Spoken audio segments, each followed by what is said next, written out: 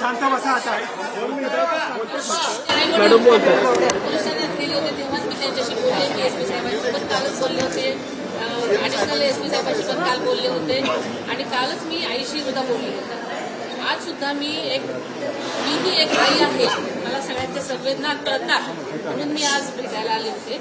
आणि आल्या आल्या साहेबांनी सांगितलं की आपण मुख्यमंत्र्यांशी बोला.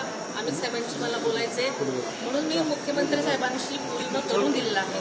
त्यांनी आपल्या ज्या सगळ्या गोष्टी आहेत ऐकल्या. आम्ही आल्यापासून मी ऐकते आणि मी सुद्धा याच मताशी सहमत आहे की त्या नक्कीच कठोरात कठोर कारवाई व्हायला पाहिजे. दोन मिनिटं थांबा. मॅडम मला सांगा वहिनी आपलं मला एक थांबा 2 मिनिटं थांबा.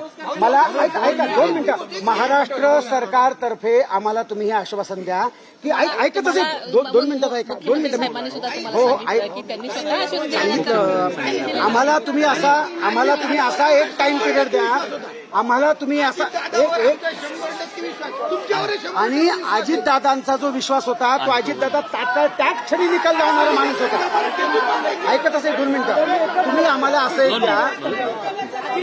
तुम्ही आम्हाला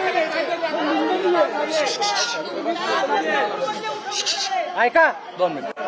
खूप शांत राहा.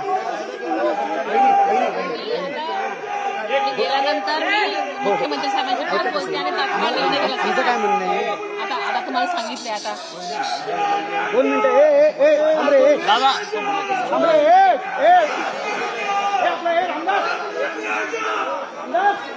मिनिटं. वहिनी थांबा एक मिनिट. महाराष्ट्र सरकारतर्फे आम्हाला तुम्ही असं एक आत्ता हे द्या स्टेटमेंट की जे फायनली आहे. जसं आता सांगितलं साहेबांनी सांगितलं. गृहमंत्री म्हणजेच आपले मुख्यमंत्री साहेबांशी मी बोलते आणि तुम्हाला सांगते. सांगून काय उपयोग? मी त्यांच्या मागे लागून ही गोष्ट आत्ता झाली तर उठतील आणि त्या जगाला माहिती आहे. एकदा लोक घरी गेले की विषय संपतो.